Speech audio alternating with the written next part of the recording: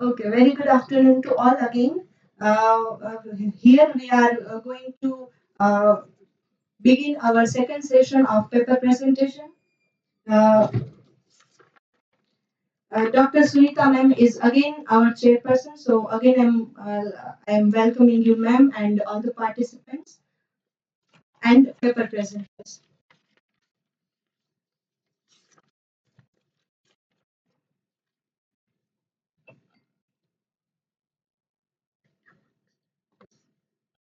Now I'd like to call our first presenter, Dr. Dhara Rathod, for her paper presentation topic is a metanomic study of gendered aspects in androcentric language through literature.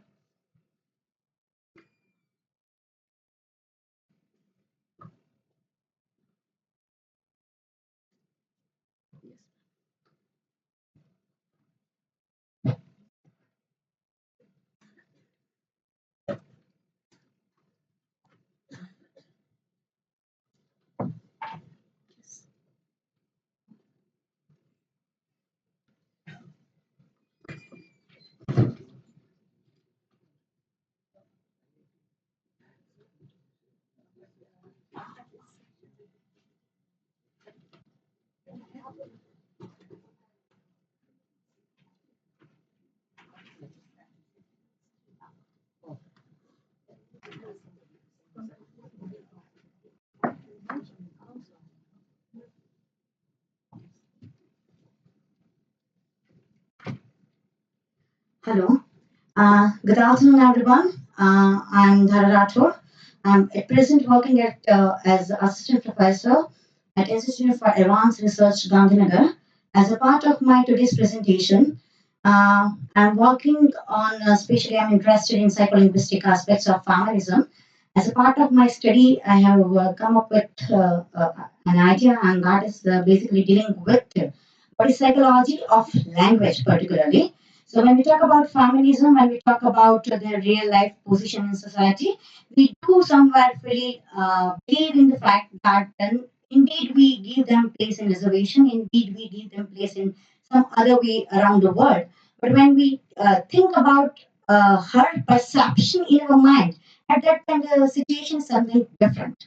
Right? So what pops in our mind when we when we uh, have a word like receptionist, when we have a word like nurse, right? So these are some things that how language and psychology of people is aligned with each other. So that is what briefly I'm going to discuss about. I will only take 5 minutes because I have not prepared much for that. So I'm going to present something in terms of metonymical aspect, study of gendered aspect in androcentric language through literature. So in the morning session, we were something discussing about the copes and linguistics aspects. Parallelly, I'm interested to work on cognitive aspects of semiotics, but yet I have not done anything into this. But that would be another interesting study if someone is also interested to explore the fact. As a part of today's presentation, we'll be beginning with abstract introduction, literature review, research framework, textual analysis, 2 to 3 examples, finding, conclusions, and references. So, in brief, here we just have the abstract, what I have already given to this. I'm not thoroughly going through this, but as a part of this paper, we aim to analyze the metonymical aspects in the androcentric language. So, basically, the language that is patriarchal in nature and how the portrait of female is reflected over there. So we tend to identify and explain the context in which the metonymical aspects of words have been used. As a part of my previous study, I did a combination with the signifier and signified and how it makes meaning into the signification. We are all are quite familiar with the concept, so we are not going much into the detail of this. But Julia Kristeva has rightly talked about this that if you talk about signifier and signified, then one is patriarchal in nature and another is we can say that our words and our language that are we can say that maternal, but its signification is paternal, right? So even though we call it a mother tongue, its signification, its meaning line process lies in the the paternal image or the meaning making process that has been lined over there. So we try to delve with the examples, textual examples. As we are quite aware about the fact that since its inception, feminist linguistic activities tries to attempt deconstructing and reconstructing the gendered aspects in language. So how exactly it works? So the paper is thoroughly dealing with this. Here, as a part of the introduction, I was just speaking about these two concepts, that is metonymy, and the another was androcentric. Uh, Sometimes we do get confused when we talk about metonymical aspects and metaphor, right? So two different categories are there, but we are not going to club it over here. So when we call about metonymy, it's a kind of entity, or we can say that a process or event that refers to one entity to the another entity. So the basic examples has been given over here. The sort of examples that we can correlate to our day-to-day life. So when we talk about a crown, a typo error is here. So it's a king. So the image that pops in our mind is of king, right? Particularly, my research interest lies in the field that how language and its image in mind is concerned. So same example that अगर हम computer में कुछ coding करते हैं और अगर हमने elephant डाला और एलिफेंट के साथ में हमने इमेज डाल दी जिराफ की. So when we write elephant, the image of giraffe will pop up, right? So this is how the conditioning and the psychological aspects may work in the mind of people. Here's something that is written over here. It's about androcentric language. So in brief, we understand it's a kind of patriarchal nature of language. Yeah, here we have literature review, but I'm not going to drill into this literature review portions. So we have good amount of literature review in this work. As a part of present study, the questions that we are going to address is to what extent the metonymic aspects in androcentric language affects deconstructing or reconstructing meaning making process for female, right? This will be explained through the textual example and real life examples when we are going to talk about this in next slides. So the objective is to identify the metonymics aspects in the language. The methodology is quite descriptive, and this is the hypothesis. Now, some of the textual example of a metonymical study. So, as a part of the study, I have taken Pinja, that is translated by Pushpan Singh as skeleton. It is originally written by Amrita Pritam in 1950, and then it was translated by Pushpan Singh in around 1970 into English. So here are some textual examples in which the language, which is patriarchal in nature, has its significations into, we can say that, a particular context only. So her body was unclean. So here, when we talk about unclean, a particular context may reflect it, or a signification is there. So if we are going to talk about the same sort of sentence in male context, they may not be mean the same sort of meaning making process if we talk about male and if we talk about female, right? So here we have lots of examples in the same category, just like Dory, and then she was just a skeleton. So what happens to her and how the process, how she becomes skeleton even though she was alive. So there are lots of textual examples that we can say that the another last example that is there in our day-to-day life only is that Raju Kakani Gharwali, right? So we did not use this sort of words in our day-to-day life. The Ano Gharwalo, something like this and that way. Some examples I have tried to bring in front of you from our real day-to-day life. So now what you need to do is you just need to give your perception or this when you heard a particular word, what image comes in your mind. So, for example, when you speak about receptionist, you may be imagining a beautiful girl who is there on the desk of receptionist, right? Even though nowadays, when we talk about drivers, very few examples we can spark in our mind that we can think about a female driver. So we have some conditioning fixed in our mind. Conditioning here has a psychological terms and interpretation. Nurse, man of science, brotherhood, these are not some new words I'm bringing in front of you. These are all common words we have been using in our day-to-day life.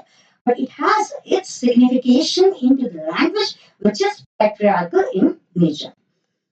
One another interesting fact, all we all might be knowing about this, that when we are going to put Mister, it is irrelevant of the fact that the Mister is married or not. But when we are going to put Miss or Mrs., it is dependent on the fact that whether she is married or not. Right? So eventually, they yeah, I'm just about to wrap. Thank you. Okay, so there are suffixes, there are pronouns, there are lots of things that we can grammatically also mix feminine and masculine noun and other sort of things, but we are not at present going into the detail of that. Okay, so basically, the main purpose of dealing with this study is to deconstruct and reconstruct the gendered aspects of the language, wherein the signifier and signified should be in the feminine context only, not in the masculine context. Okay, these are some references, and that's all from my end. I would, with ma'am's permission, I would like to take questions and comments because I have to leave within 5 minutes. So your question and comments are welcome.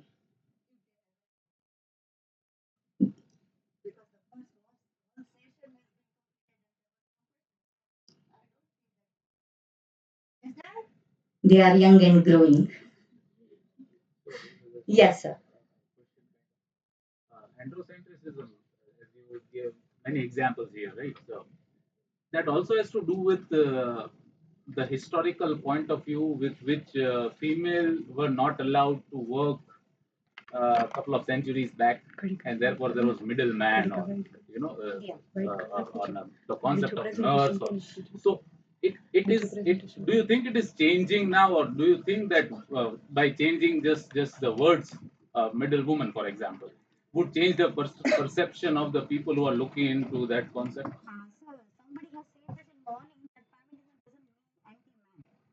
So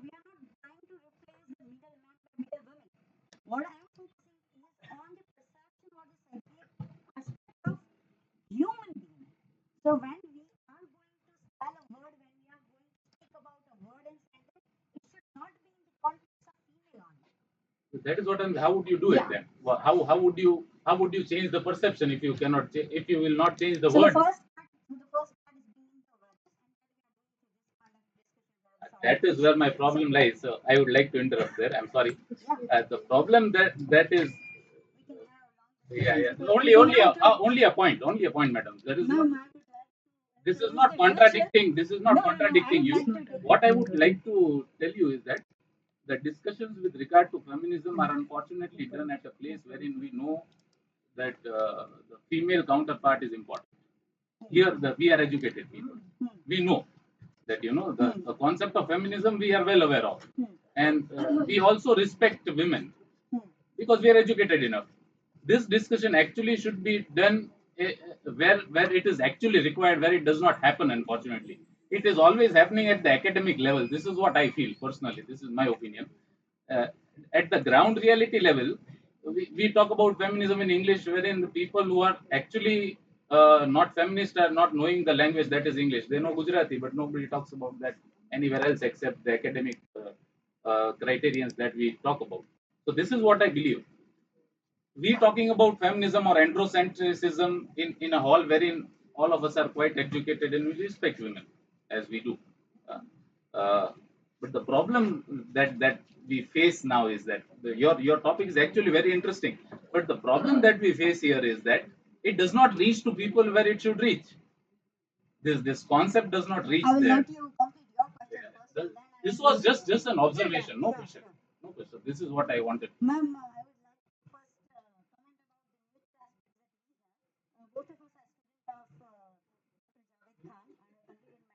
Yes. Now I remember. I was not able to recall. Now I recall. Yes, yes.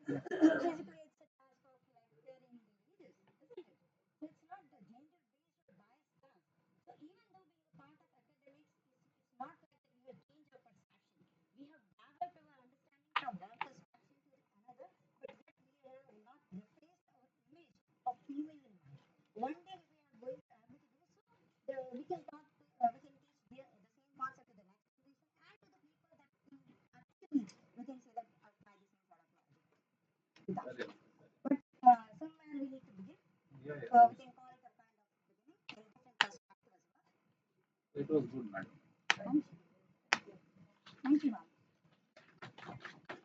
Thank you, ma'am. Now I would like to call another presenter, Bhavna Sosa. She is going to present her presentation on post-colonialism in Things Fall Apart.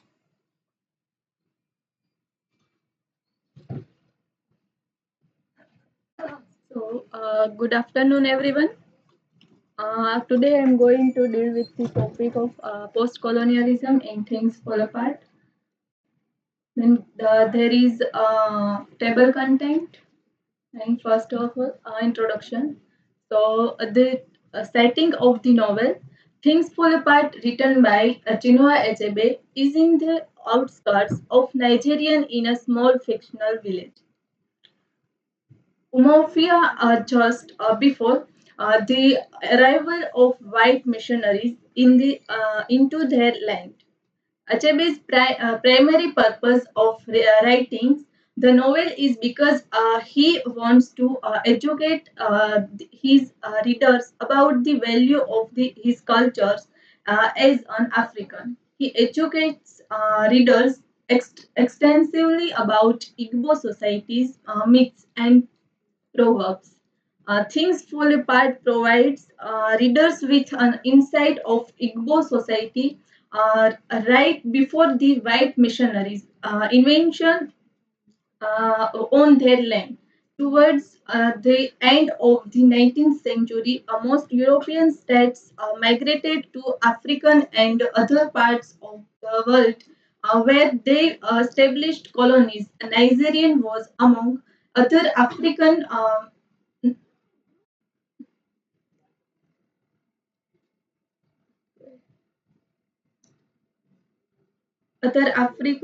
nations that received visitors who were on a colonizing mission. Then, what is post-colonialism? So, post-colonialism is the academic study of this cultural legacy of colonialism and imperialism, focusing on the human consequences of the uh, control and exploitations of colonized people and their lands. On a deeper level, post-colonialism examines here the social and political power relationships that sustain colonialism and neo-colonialism, including the social, political, and cultural narratives surrounding the colonizer and the colonized. Here is Griffiths and Tiffin pertinently asserts as post-colonial societies are still subject in one way or another to overt or subvert forms of neo-colonial domination, and independence has not solved this problem. The developments of new elites within independent societies, often buttressed by neo-colonial institutions, the development of internal divisions based on racial, in, racial, linguistic, or religious discriminations, the continuing unequal treatments of indigenous peoples in settler societies. All these testify to the fact that post-colonialism is a continuing process of resistance and reconstruction. Then the title of the novel. So this title was adopted for William Butler its poem The Second Coming. And what is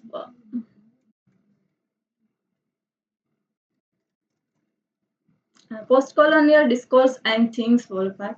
It is now popular to argue that the post-colonial literatures are primarily concerned with writing back to the center by active engagement in a process of questioning and travestying colonial discourse. So, according to O'Reilly, when approaching a post-colonial text, the writer has an awareness of some key issues that include the use of indigenous cultural traditions, the appropriations of English, and the impact of colonialism and its aftermath. Then these principles issues are scrupulously and efficiently dealt with by HAB in Things Fall Apart. This novel illustrates the cultural traditions of the indigenous Igbo. It demonstrates culture, psychological and political impact of colonialism on the Igbo. And for making these 2 points of demonstrate successful, HAB resorts to the English language as the medium of expressions. The analysis of this novel. So Chinua Achebe, a native of Africa, examines the root cause of the problems of his native fellow being into the new African world of literariness. The major themes of this novel are the conflict between past and present, the changes brought by European imperialism and the Eurasian traditions, tribes and religion, conflict between old and new socio-economic values, old and new big order of life, political corruption, opportunities, etc. Hence, the central character of this novel is Okonkwo, a respected leader whose inability to resist against the cultural, social, and historical changes enforced by the white man brings about his tragedy.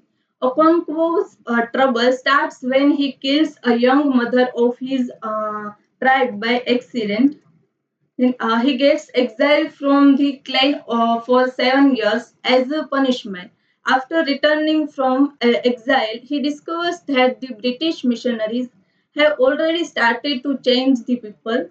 Okonkwo and a few older members of his tribe try to reset the changes that the white men enforce and are sent to jail. After this, Okonkwo bursts in anger and kills a messenger from British authority. So then Okonkwo commits suicide, a crime in Igbo culture, and ends the novel in tragedy. Then now to wind up, in the end, Okonkwo stands Africa, and his tale becomes Africa's history. Hence, through Okonkwo's death, Achebe points out the idea that suicide is a collective suicide of Umofia. Achebe documented the social, political, cultural norms, codes, traditions, customs, conventions with a delicate detail and their hemiplegic transformation, crossing a, a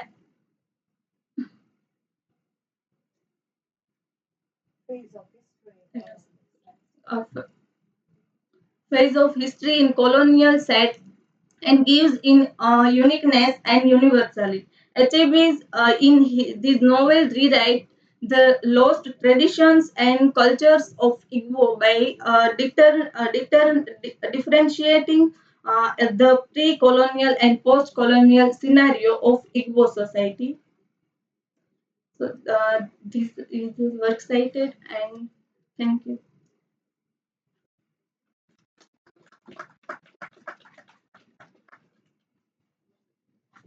Thank you.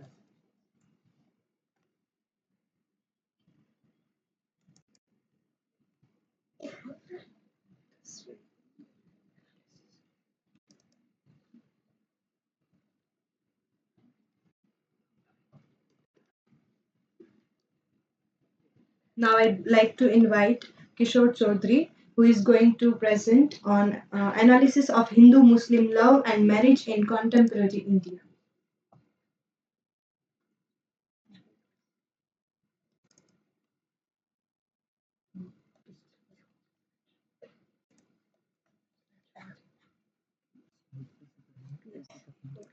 You have to just.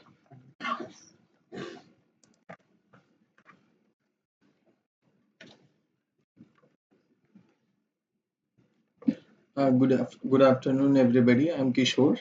So I'll not read slide by slide because it takes lots of time, but I'll give you a gist of the entire discussion. Uh, the topic is quite horrible in the sense that even the normal relationships between Hindus and Muslims are not accepted. So I'm talking of love and marriage and so on and so forth. But I have done an analysis of Hindu-Muslim relationships in the historical times, and also before, prior to partition and after partition. I have also tried to check the status of interfaith love and marriage in religious scriptures of both the religious communities, including the Holy Quran and the Vedas of Hindu religion.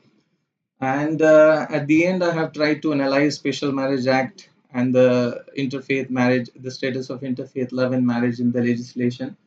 So that is what I'm going to look at. Historical relations, everybody knows that they were of hostility. Hindus and Muslims were always at loggerheads.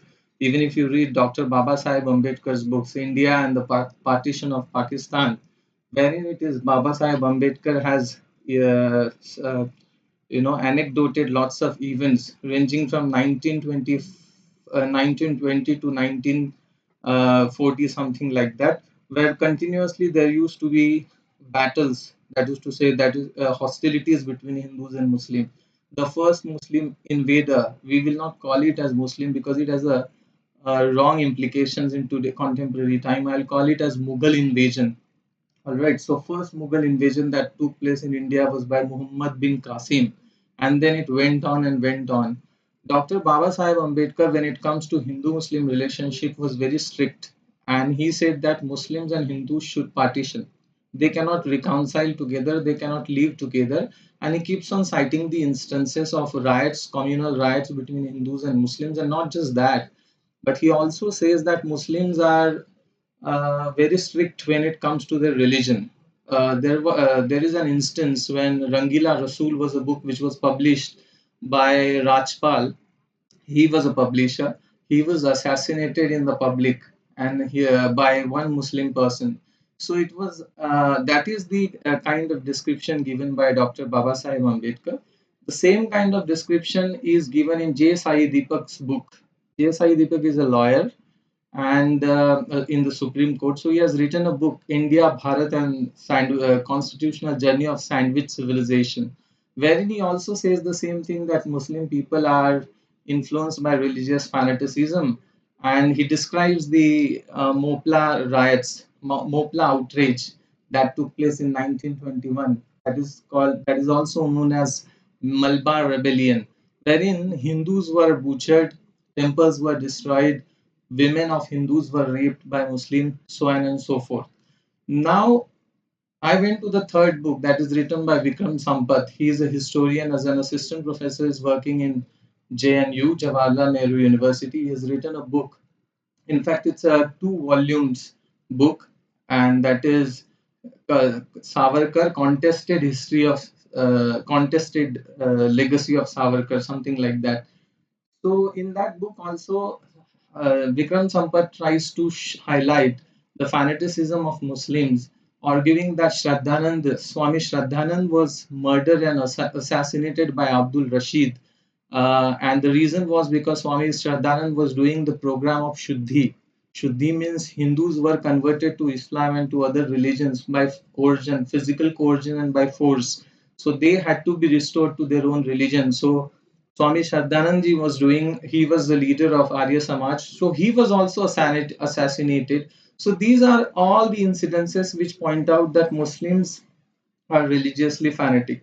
But I went deeper into the discussion and I came to know a very interesting fact. We cannot blame it to all Muslims. It was the political leadership of the Mughals, or it was the political leadership of the Muslims which is to be considered at fault. For instance, Malabar Rebellion, which happened in 1921, where the Hindus were butchered, temples were desecrated, women were raped. But who were the two organizations which carried these Malabar Rebellion? It was a two Islamic organizations.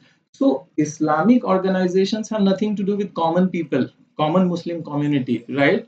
So what I'm trying to do and what I'm trying to propose is we need to have multiple voices of history. For instance, you have Romila Thapar and what at one hand and Audrey Truschke, who give us a more moderate version of history. For instance, if you look into Akbar's courts, Akbar used to hold interfaith, sorry, inter-religious debates, right? So this kind of examples, these kinds of examples also we find.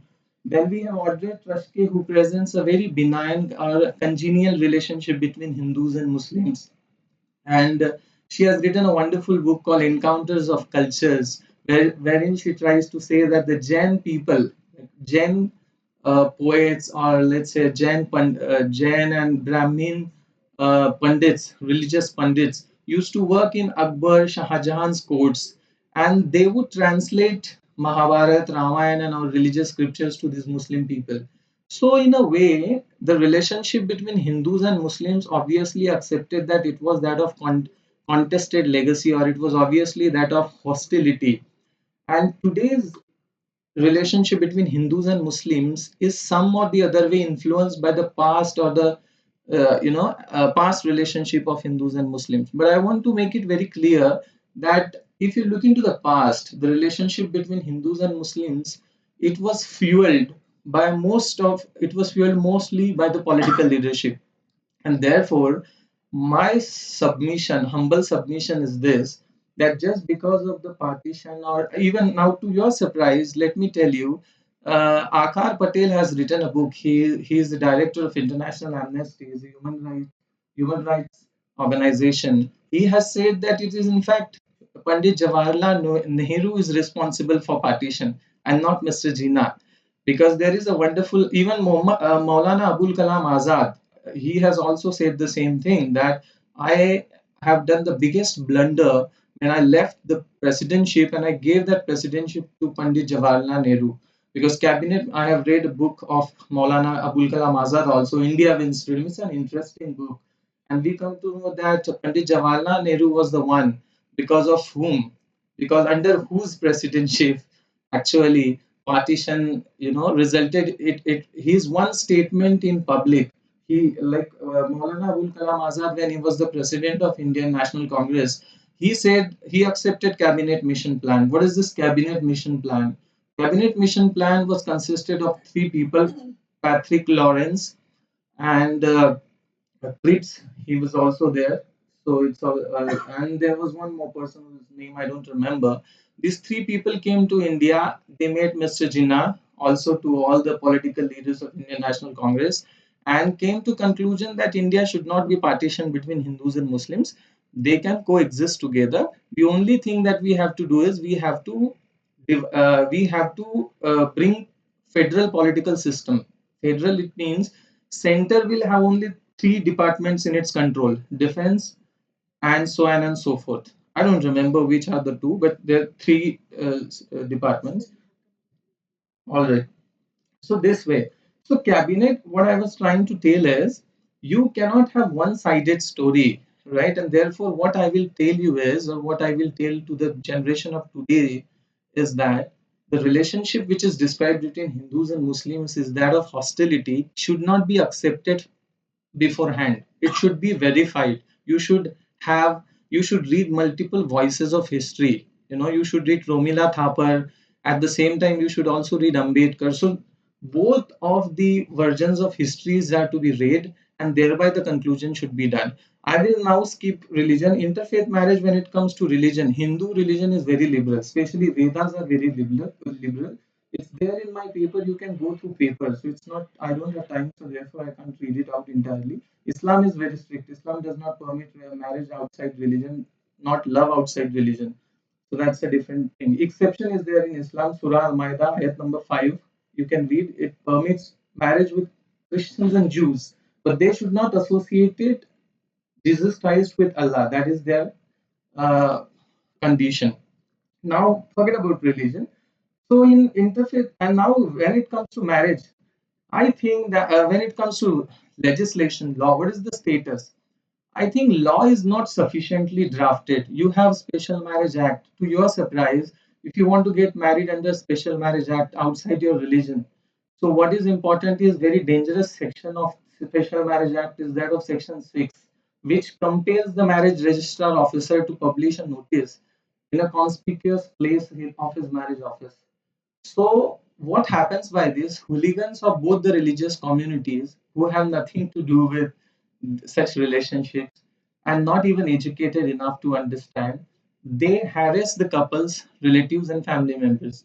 By the way, this kind of provision is not there in Hindu Marriage Act and not even in Muslim Marriage Act. Yes, just 1 minute. So now there is one student whose name is Nandini Praveen. I have communicated with her on personal level also. She has filed a writ petition in 2020. Government has not yet responded to the Supreme Court because she has filed a writ petition. It's the matter of central legislation. Special Marriage Act is a central legislation. So center has to respond to the writ petition. No response. So political leadership is reluctant for giving the space, opportune space for interfaith couples. Religion is somewhat free, but the opposite religion is not. But our is to some extent. And when it comes to legislation, we need amendments. Even Law Commission report to number 242, which was held in 2012 by Salman under the chairmanship of Salman Khurshid. It also recommended that amendments are required, but no amendments. So such is the reluctance. How can this reluctance be withdrawn? How can interfaith marriage and love is can be made possible? It is possible by you and I, but people like you and I go and propagate these ideas so that it will be possible. Thank you. Thank you, sir. Thank you, sir. So further, I would like to call Nidhi Dave for a presentation. The topic is Reading New India in the Fictional World of Arvind Adiga and Chetan Bhagat.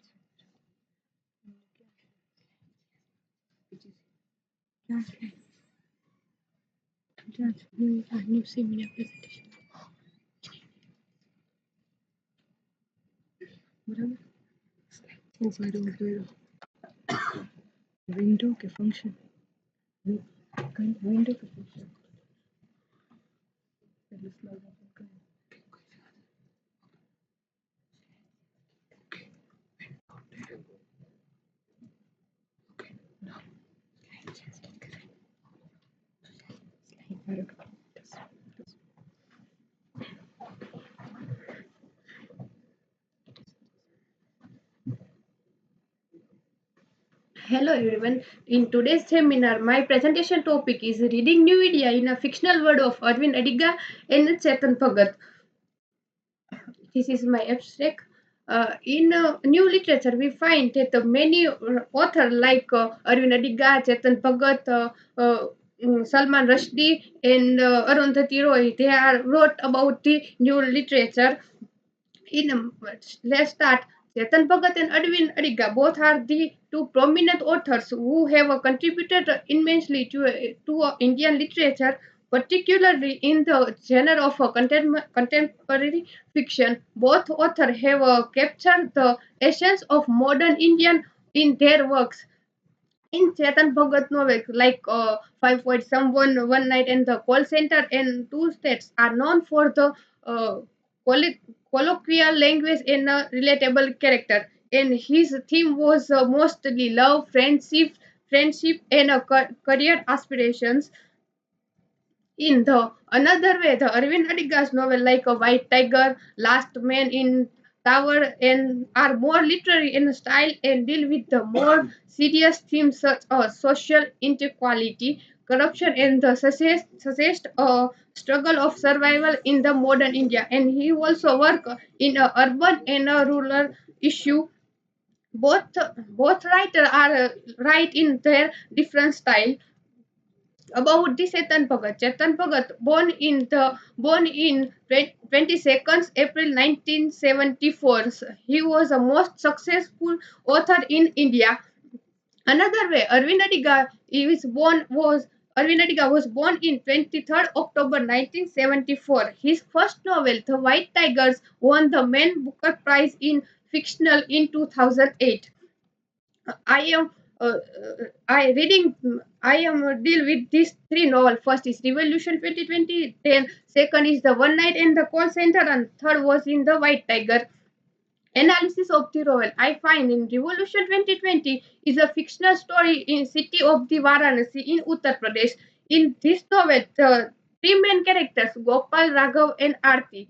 The novel is a portrayal the struggle of young Indians who are grappling with the challenges of corruption, poverty, and inequality. The story is set against the backdrop of the education system in the India, where students often face a daunting challenge of securing admission in the good college and due to shortage of seats of rampant corruptions. The novel also aspirations here hindered by the corrupt education system, and this novel also uh, say about the friendship against these three friends and how the corruption roles of their friendships. The novel explore themes of love, friendships, and ambitions are corruption in the contemporary in India, and also the highlight of the corrupt system.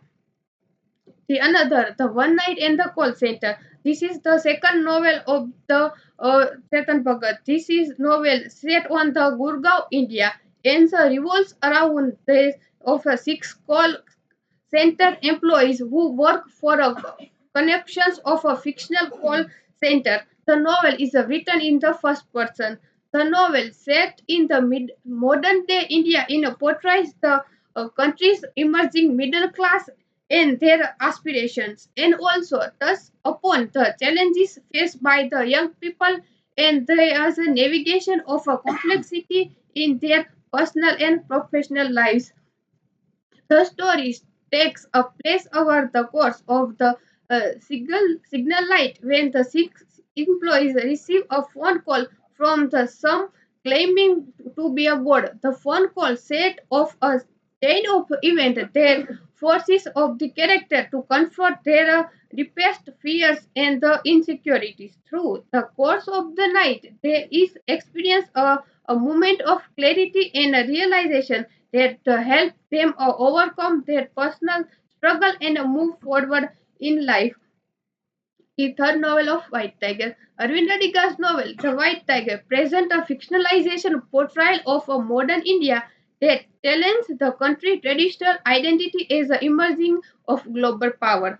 The novel's protagonist, Balram Halwai, is a young man from the rural village who becomes a driver from a wealthy businessman in the Delhi. Through Balram's eyes, Adigas explored the stark social inequalities that exist in India, particularly the explanations relate relationship between the country's wealthy life and its poor and differentiate citizens. Despite the harsh critique of India's social and economic system, the White Tiger also offers a glimpse of hope of the country's future. The White Tigers present a complex and nuanced portrayal of the India in the 21st century that the one challenges of many of the assumptions and stereotypes that they have come to be associated with the country.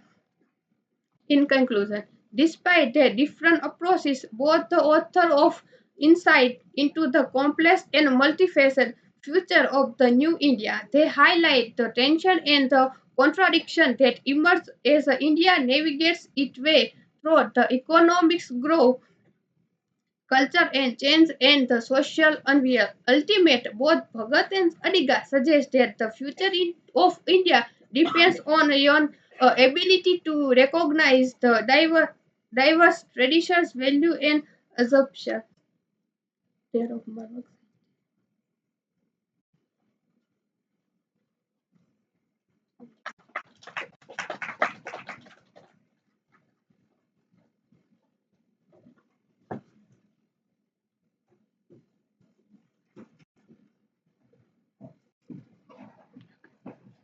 Thank you, Nidhi. For our next presentation, I would like to call Janvi Nagum. She will going to present on caste and class conflict in Midnight's Children and the God of Poetry.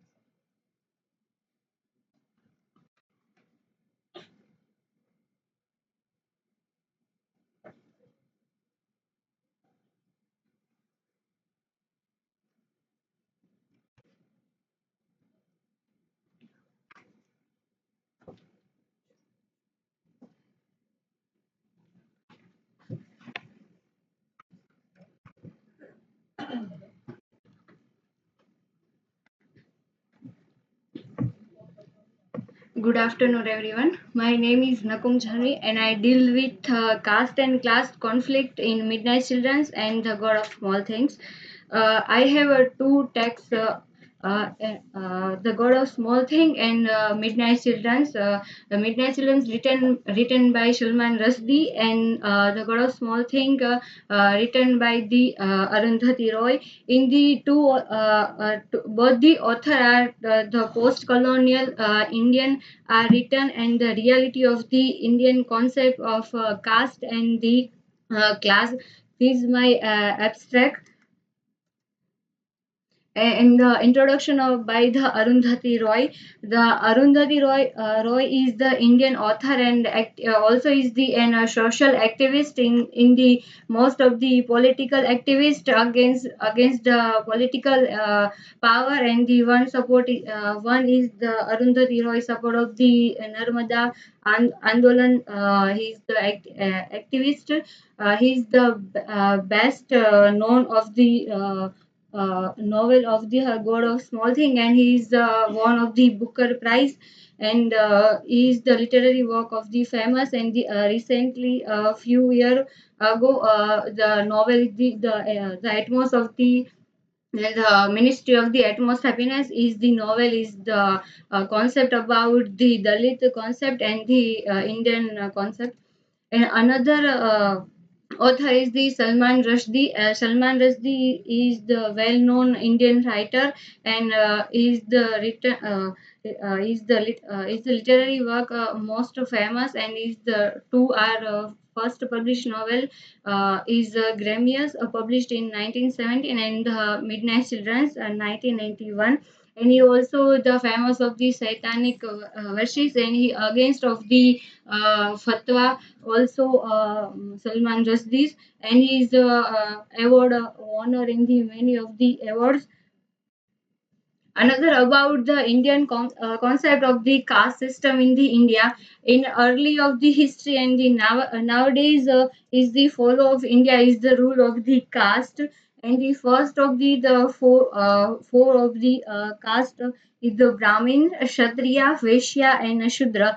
And about these Indian of the concept in nowadays of the caste is the most important in the all the people or all the religious about, and the struggle about the caste people in the all around the life, and the concept in the God of the small thing is the cast is important of the Arundhati Roy is the character of the most of Mamachi, Esther, and Raphael, and is the cast of the main character is the Velutha, and is the quote about the in the book.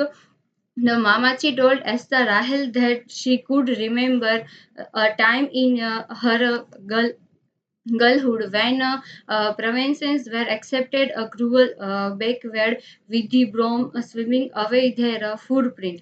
So the Brahmins or Christians would not define themselves. In the concept of the Arundhati Roy is of two of the caste of the Hindus and the Christians, and about of the also the Dalit, and the another of the discuss of the issues of the caste in India. The Arundhati Roy's caste system are founded other part of the world. In the elements of the Arundhati Roy's, the God of Small Thing, the caste problem uh, faced of the untouchability and educated of society, the role of the politics and the impact of common people is explored.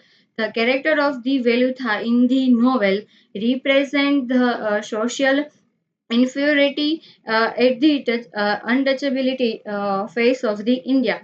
In the discuss about the Arundhati Roy's novel, she is the issues about the untouchability of the Dalits. Of the Dalits, and the still exit of the novel show the Velutha is the Dalit character in the novel, and the Mamaji Estha and Rahel is the emotionally touched with the Velutha, but not to accept the emotionally attached because of the Dalit, and not accepted as the Dalit of the emotionally attached. In another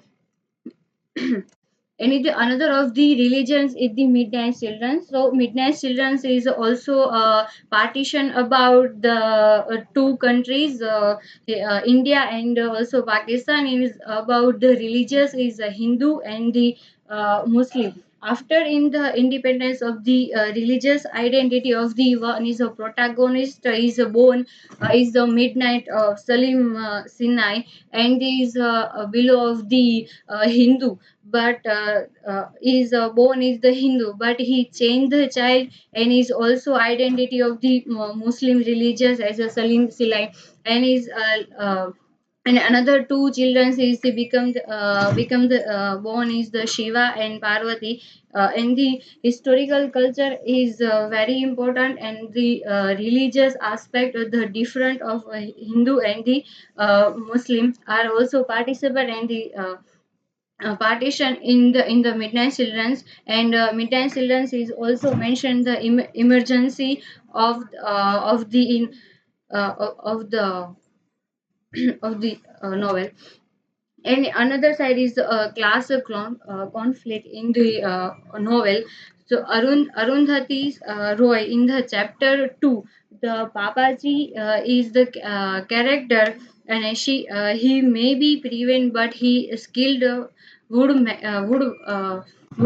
young man, discourage his extraordinary ability in whatever he chose to do. He constructed the Mamachi is a large rose wood dimming table with a 12 chair, a traditional Bavarian change along. He is a skilled carpenter Velutha, even so he was able to fix radio water pieces and take care of the plumbing and the maintain all the electric appliances in the home. He's he's a seated pollution and as an untouchable or a province, however, make him a target of a general hostility and bad behavior, bad behavior and the calistic prejudice. And the another side of the Arundhati Roy said the upper caste people of the shield of the laborers of, and the another side is the lower caste because is the belong of the untouchability. Dalit is a lower class belong Velutha, and the upper class of the Kochima Mamachi, and another character is belong to the upper class. And the another side of the another side is a class of midnight children. So earlier in the start or beginning of the novel, Kashmir and the elite people of these Salim Sinai, the grandfather, and the another side of the born of Salim Sinai is the Mumbai, and is a friend of Parvati, is low born of low born class, and the another character Mary Piera, a character of the embodies of the struggle of under a low class in India, and manifest of the class of midnight children inequality between the Indians about the partition of the many people face to the elite and the lower class people face in that on that time. Another side of similarity and the differences both the novel. One of the most significant similarity between the Midnight Children and the God of Small Things, their explorations of the post-colonial Indian, both the novels, magic realism to create a world that is both familiar and fantastically drawing attention to complexity and contradictionary of the Indian society. In another side, a midnight children Rushdie tells the story of Salim Sinai, a man who's the born at the moment India gained to the independence from British, and whose life become intertwined with the political and social upheavals of the country. In the God of Small Things tells the story of a family in Kerala and the tragic consequence of their and transgress of the social norms. Okay, and the another I wind up my things, and this is my citation. Thank you. Thanks to Janvi Babu. Now we are going to have our last presentation of the session, which will be presented by Nehalba Gohil on the topic feminist approach in Kamla Das's poems.